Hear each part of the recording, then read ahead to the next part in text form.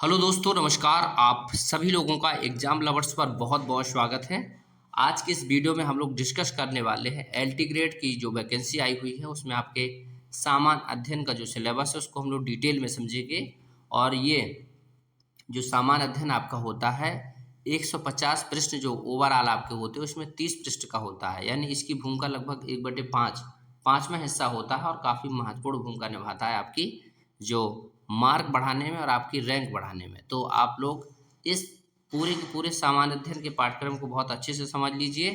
और ये आपका सामान्य अध्ययन का पाठ्यक्रम कहीं ना कहीं आपके जीआईसी के भी सिलेबस में काम आने वाला है। तो ये एलटी का ही सिलेबस नहीं है, समझिए एक प्रकार से लगभग लगभग 80% आपका 80 से 90% आप कह सकते हैं ये आपके जीआईसी के लिए भी महत्वपूर्ण है। तो आप इसको बहुत अच्छे से समझिए। इसमें कई सारे सेगमेंट दिए गए हैं, एक एक सेगमेंट को हम लोग बारीकी से समझेंगे। पहला है भारत का इतिहास एवं भारतीय राष्ट्रीय आंदोलन। एक ही इसको क्या कर दिया है, एक ही टॉपिक में बना दिया गया है, एक ही सब्जेक्ट टाइप का कह सकते हैं। नहीं तो आपका जीआईसी में आप देखेंगे तो एकदम अलग है। भारत का इतिहास, आप इतिहास अच्छे से जानते हैं जिसमें आपको पढ़ना पड़ता है इंडियन हिस्ट्री में एंशिएंट, मिडिवल और मॉडर्न, तो ये तीनों पढ़ेंगे। और इंडियन नेशनल मूवमेंट भी आपको इसके साथ साथ पढ़ना है। इसमें बताया गया कि भारतीय इतिहास के अंतर्गत इसके सामाजिक, आर्थिक और राजनीतिक पहलू क्या हैं, इनकी आपको सामान्य जानकारी होना चाहिए।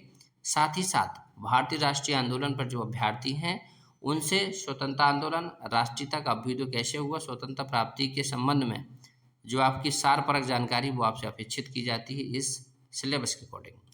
दूसरा है आपका भारत एवं विश्व का भूगोल, यानी इंडियन और वर्ल्ड ज्योग्राफी जो आपकी है उसको आपको बहुत अच्छे से पढ़ना है।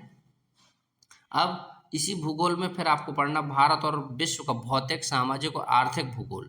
देखिए भूगोल को जब हम लोग पढ़ते हैं तो इसको 3 प्रकार से डिवाइड ही कर लेते हैं। इसका भौतिक रूप क्या है, इसका सामाजिक हमारे जीवन में प्रभाव क्या है, इसके आर्थिक भूगोल का पहलू क्या है, ये तीनों हमको पढ़ना पड़ेगा भारत और विश्व के परिप्रेक्ष्य में। तो ये आपको देखना होगा कि जो सिलेबस है वो एक टॉपिक लिख दिया गया है, एक लाइन लिख दी गई है, लेकिन उसमें आपके बहुत सारे जैसे वर्ल्ड ज्योग्राफी और इंडियन ज्योग्राफी आपको अलग अलग पढ़ना होगा। और ज्योग्राफी पढ़ना नहीं होगा, इसमें वर्ल्ड और इंडियन ज्योग्राफी जो होगी पूरी डिटेल में पढ़नी होगी। क्यों? क्योंकि इसमें भौतिक, सामाजिक और आर्थिक तीनों पहलू ऐड किए गए हैं। और विश्व भूगोल में विषय की केवल आपको सामान्य जानकारी होना चाहिए, ये भी आपको स्पष्ट रूप से लिखा गया है। सामान्य जानकारी मतलब आप देख सकते हैं महाद्वीप, महासागर, बहुत सारी महासागरीय धाराएं, बहुत सारी चलने वाली हवाएं, विश्व के बहुत सारे देशों के बीच आपके जो पास होते हैं, और साथ ही साथ माउंटेन। तो नॉर्मल नॉर्मल जानकारी, बहुत डिटेल में नहीं जाना है। रिसोर्सेज की भी समझेंगे, बस डिटेल एक प्रारंभिक जानकारी आपको होना चाहिए वर्ल्ड ज्योग्राफी की। बाकी इंडियन ज्योग्राफी तो आपको अच्छे से पढ़ना होगा। तीसरा है आपका भारतीय राजनीति और शासन, संविधान, राजनीतिक व्यवस्था, पंचायती राज, लोक नीति एवं आधिकारिक मुद्दे। देखिए इसमें भारत का जो संविधान है, भारतीय राज व्यवस्था है, उसी से रिलेटेड सब कुछ पूछा गया है कि आपको इंडियन कॉन्स्टिट्यूशन में आपको पढ़ना है, पंचायती राज व्यवस्थाएं भी पढ़ना है, लोक नीति भी पढ़ना है और शासन व्यवस्था भी पढ़ना है। भारत के संविधान कैसा है, संवैधानिक व्यवस्था क्या है, राजनीतिक व्यवस्था क्या है, वो सब का सब आपको इसमें पढ़ना होगा। चौथा है आपका भारतीय अर्थव्यवस्था एवं सामाजिक विकास। भारतीय अर्थव्यवस्था और सामाजिक विकास में आपको अभ्यर्थियों से कहा गया है कि आप कम से कम जनसंख्या, पर्यावरण और नगरीकरण से संबंधित चीज़ों को तो जानते ही चलें, साथ ही साथ इनकी समस्याओं का पारस्परिक संबंध क्या है, भारतीय आर्थिक नीति और भारतीय संस्कृति के व्यापक स्वरूप के ज्ञान का भी आपसे परिरक्षण किया जाएगा। क्यों? सामाजिक विकास, अर्थव्यवस्था में आपका इंडियन इकोनॉमी पढ़ना है और सामाजिक विकास में इंडियन आर्ट एंड कल्चर भी आपको इसी में साथ ही साथ देखना पड़ेगा। तो ये आपका सामान्य अध्ययन का सिलेबस का 4 सेगमेंट हो गए। अब हम लोग अगले सेगमेंट 5 की बात करते हैं। राष्ट्रीय एवं अंतर्राष्ट्रीय महत्व की सामरिक घटनाएं, सामयिक घटनाएं, सामरिक लिखा जाए, सामयिक लिखा जाए, अद्यतन लिखा जाए, ये सब का शब्द एक शब्द है करंट अफेयर्स। समसामयिक घटनाएं जो होती हैं नेशनल और इंटरनेशनल लेवल पर, उनको इसमें स्पष्ट लिख दिया गया है कि इसमें खेलकूद के प्रश्न भी सम्मिलित होंगे। यानी खेलकूद से जैसे आपके क्रिकेट है, फुटबॉल है, हॉकी है, वॉलीबॉल है, टेनिस है, तो ये महत्वपूर्ण जो आपके खेल होते हैं, तो इनसे रिलेटेड आपके 1 से 2 प्रश्न आराम से पूछे जा सकते हैं करंट अफेयर्स में। नेक्स्ट देखेंगे भारतीय कृषि की बात करता है, तो इसमें भारतीय कृषि में भारत में कृषि की व्यवस्थाएं क्या हैं, कृषि उत्पादकता भारत में कैसी और उसके विपणन के संबंध में जो भी आपकी जानकारी होगी वो क्या होगी, अपेक्षा की जाती है अभ्यर्थियों से कि आपको प्रारंभिक जानकारी होनी चाहिए। आप देखेंगे इसमें लिखा है सामान्य विज्ञान। तो सामान्य विज्ञान का मतलब आप समझिए, आपने भी LTGIC का सिलेबस भी आप देखेंगे तो उसमें सामान्य विज्ञान भी स्पष्ट लिखा गया है। इसमें सामान्य विज्ञान के बारे में और डिटेल में बता दिया गया है कि सामान्य विज्ञान के प्रश्न दैनिक अनुभव और प्रेक्षण से संबंधित विषयों से होंगे। विज्ञान के बारे में आपकी सामान्य परिबोध होना चाहिए और उनकी जानकारी होना चाहिए। सुशिक्षित व्यक्ति से, जैसे आप एक टीचर बनने जा रहे हैं तो आपसे अपेक्षा की जाती है कि आपको इसकी एक प्रारंभिक जानकारी होगी।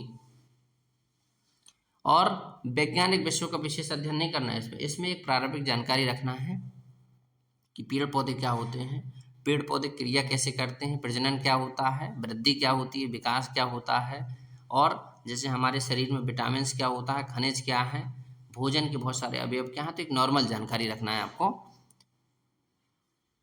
विज्ञान और प्रौद्योगिकी की भूमिका भी आपको इस सामान्य विज्ञान में जानना है। साइंस एंड टेक, जैसे आपका भी थोड़ी देर पहले आप देखेंगे तो निसार करके एक अभियान लॉन्च किया गया। उससे पहले एक्जियोम-4 मिशन, भारत का चंद्रयान-3 इससे पहले लॉन्च हुआ था 1-2 साल पहले। और चंद्रयान के बाद आप देखेंगे चंद्रयान-4 की तैयारी चल रही है। शुक्रयान क्या है, नासा, इसरो और इंटरनेशनल स्तर पर बहुत सारी एजेंसीज होती हैं, बहुत सारी मिसाइल्स लॉन्च होती हैं। तो इनके बारे में एक प्रारंभिक जानकारी आपको होना चाहिए साइंस टेक में। और भी नए नए रिसर्च होते रहते हैं, बहुत सारी प्रजातियां निकल के आती हैं जीवों की, तो उनको भी आपको पढ़ना होगा। लास्ट है आपका प्रारंभिक गणित हाई स्कूल स्तर तक। जो आपकी गणित होगी वो आपकी हाई स्कूल स्तर तक पूछी जाएगी। अब हाई स्कूल स्तर तक की गणित काफ़ी बड़ी होती है, ऐसा नहीं है, उसमें काफ़ी सारी चीज़ें होती हैं। अब गणित कहा गया है इसमें, तो आप प्रारंभिक गणित वो भी डिस्कस किया गया है। बहुत ज़्यादा आपके डिटेल क्वेश्चन नहीं होंगे, लेकिन फिर भी आपको उनको पढ़ना होगा। अंक गणित, बीजगणित और रेखा गणित, ये 3 प्रकार की गणित बेसिकली हम लोग पढ़ते हैं। तो तीनों से एक ना कोई प्रश्न पूछा जा सकता है। और इसमें नोट करके लिखा गया है कि अभ्यर्थियों से अपेक्षा की जाती है कि उत्तर प्रदेश के विशेष परिप्रेक्ष्य में उपयुक्त विषयों का उन्हें सामान्य परिचय होगा। जो भी उत्तर प्रदेश से रिलेटेड है, जिसे उत्तर प्रदेश का बजट है, उत्तर प्रदेश का करंट अफेयर्स है, उत्तर प्रदेश की और भी नई नई चीज़ें जो ऐड होती हैं, वो अभ्यर्थियों से अपेक्षा की जाती है कि वो भी आपकी जानकारी में होगी। तो ये आपका ओवरऑल LT का सिलेबस है। LT ग्रेड आपका काफ़ी लंबे समय के बाद एग्ज़ाम हो रहा है, तो इसमें आप लोग जो भी सिलेबस देख रहे हैं उस सिलेबस को देख करके आप अपनी तैयारी को और बेहतर करिए। अपने जो वैकल्पिक विषय है, खुद का जो अपना सब्जेक्ट है, उसको तो आपको पढ़ना ही होगा। साथ ही साथ सामान्य अध्ययन में भी आपको अपनी समझ अच्छे से विकसित करनी होगी, क्योंकि कहीं ना कहीं ये 30 नंबर आपके सिलेक्शन की क्या करेंगे, राह को मजबूत करेंगे। राह को क्या करेंगे, मजबूत करेंगे। और आपको अपने सब्जेक्ट के साथ साथ इसको पढ़ने में आपको फ़ायदा ये होगा कि आप LTGIC का भी पेपर देंगे, वहाँ भी आपको दोनों चीज़ों में बहुत अच्छी पकड़ होगी। और आपका एग्ज़ाम वहाँ 40 नंबर का है, यहाँ पर आपका 30 नंबर का है। इसकी भूमिका GIC, LT और भी अदर एग्ज़ाम जो भी होती है, GK GS की भूमिका बनी रहती है। इसलिए GK GS में आपकी यदि पकड़ है 30 में से आप ओवरऑल 20 प्लस क्वेश्चन 22-25 कर देते हैं, तो ये अपने लिए बहुत बड़ा पॉइंट होगा। और बाकी अपने सब्जेक्ट पर आप अपनी पकड़ बनाए रखिए, पढ़ते रहिए और समझते रहिए। GK GS एक ऐसी चीज़ है जिसकी कोई लिमिट नहीं है, लेकिन फिर भी यदि सामान्य जानकारी आप रखते हैं तो पेपर में उससे रिलेटेड क्वेश्चन आपके कुछ ना कुछ प्रश्न आपको मिल ही जाएंगे। और थोड़ा सा सामान्य अध्ययन की प्रॉब्लम वहाँ होती है जो साइंस के स्टूडेंट होते हैं, जो SST वाले स्टूडेंट हैं, आर्ट जो साइड वाले स्टूडेंट होते हैं, वो थोड़ा बहुत इन सब चीज़ों से जुड़े रहते हैं किसी न किसी सब्जेक्ट से। तो थोड़ा सा साइंस वाले जो स्टूडेंट होंगे उनके लिए जो GK GS का पार्ट शुरुआती पार्ट है, विज्ञान बाकी उनके लिए भी सरल होता है, तो थोड़ा सा टिपिकल होगा। लेकिन आप पढ़ेंगे तो पेपर में आपके मार्क्स बेहतर होंगे और आपका जो ओवरऑल रिजल्ट होगा वो अच्छा होगा। उम्मीद करते हैं कि ये बात जो अब तक मैंने अभी डिस्कस की है सिलेबस के बारे में वो समझ आई होगी।